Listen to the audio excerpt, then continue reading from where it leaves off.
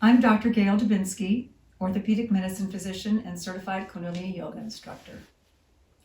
Today, in our Kundalini Core Pearls, we are going to begin the butt and back body series. It's really important when we think of core, not just to think of the stomach or the navel point, but also the back body, the butt, the gluteals, even some hamstrings, and the low back muscles. From all the sitting we do, our butt muscles get very weak and unbalanced, and our hamstrings get tight.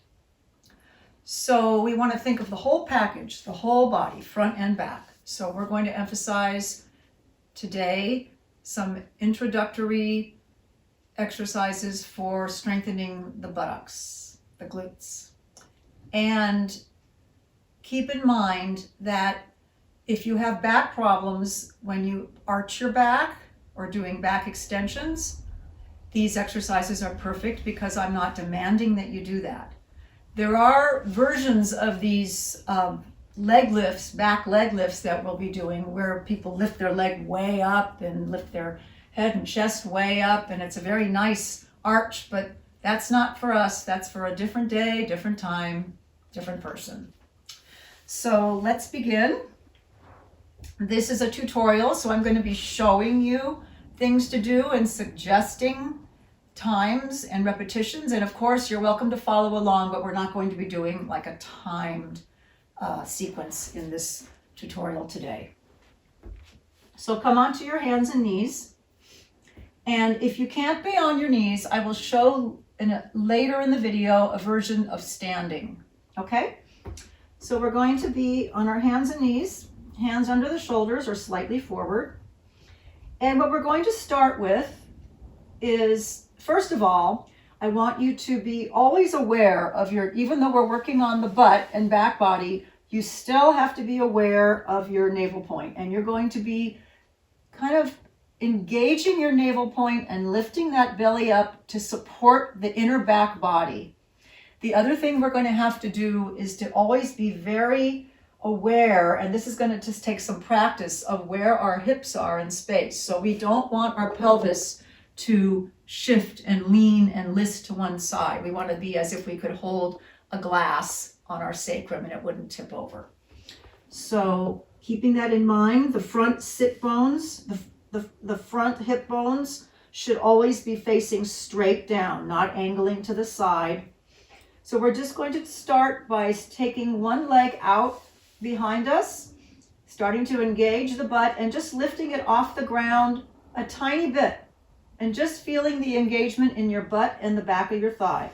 And then come on back and then just breathing normally, stretching the leg out, keeping the shoulder blades pressed into the back body, the navel point pressed up in against the inner spine.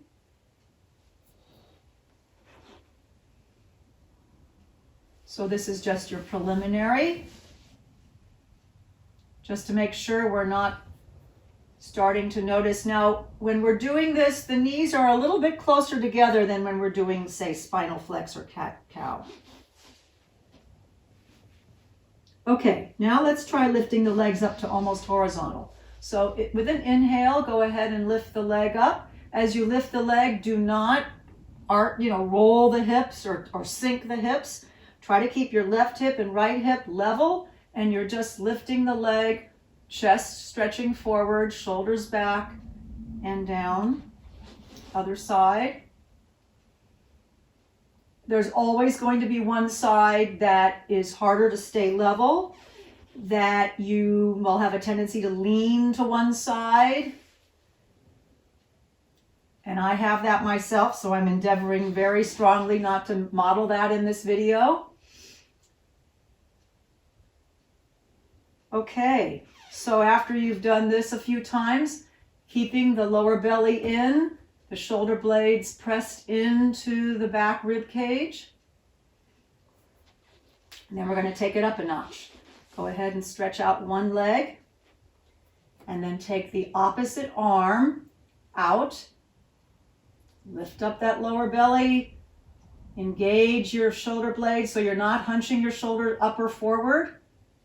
and down, and hopefully you were breathing. Other side, inhale, leg up, opposite arm, belly in. If your arm isn't quite horizontal, it's okay. You don't have to lift it higher for sure. So you want to inhale, hold maybe 3 breaths aside.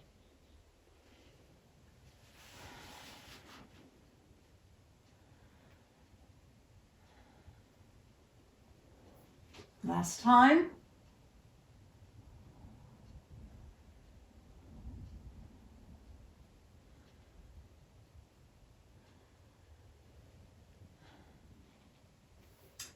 Okay, and you can come and rest if you like. You can just do a little bit of a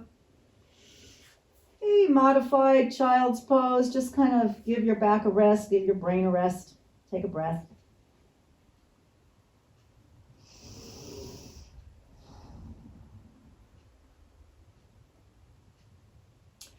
All right, the next version of this is going to be more of the, I think this is called donkey kick sometimes, but we're going to do a version of it that's a little different. So again, as I said before, the knees are a little closer than you would normally have for doing cat pose, where they're more kind of right under your hips. Bring them a little closer together, right under the hips, but a little closer together.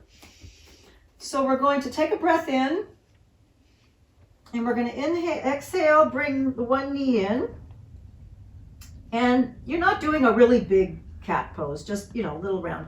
And then as you inhale, you're going to bring that leg out, trying to keep about a 90-degree angle between your knee with your knee. So your shin is about vertical, your thigh is about horizontal, lower belly lifting in. And you can lift, squeeze that buttock and maybe lift the knee a tiny bit higher, but not much. We're not going to arch the back. And down. Repeat on the other side.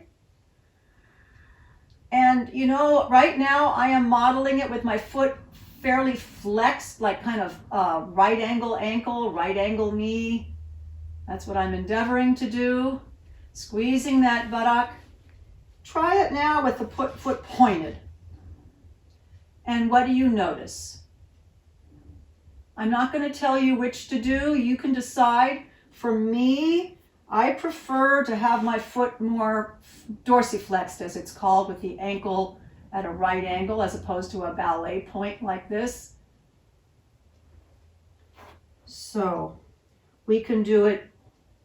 Actually, it's nice to repeat about 3 to 5 times on each side.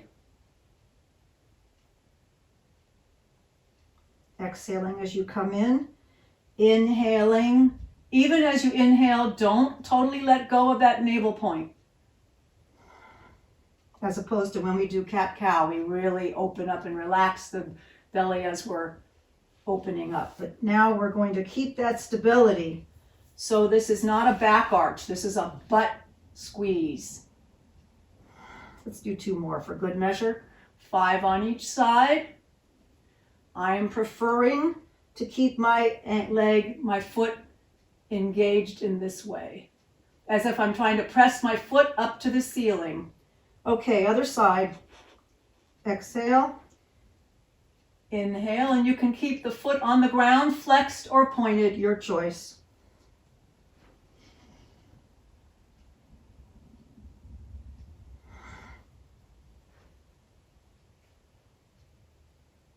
So I usually like to do about 10 on each side.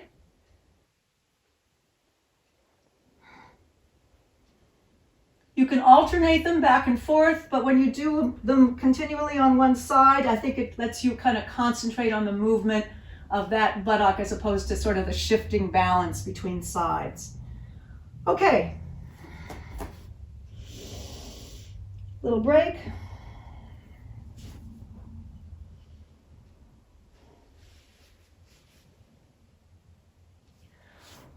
All right, so now I'm going to show the standing version of this.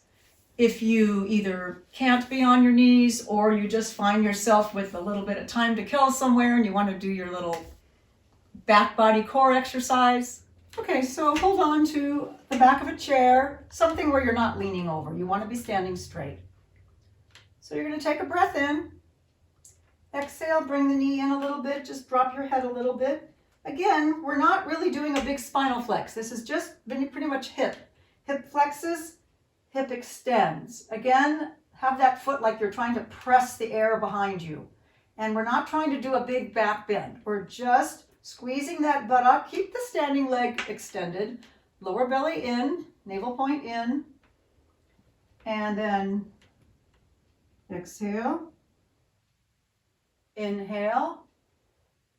This is a great little break when you've been sitting at your desk and you just need to get that butt, get some circulation in it. Let's do the other side.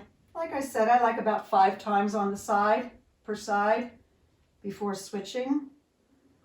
Now keep your hips level. Make sure your one hip's not dropping or raising.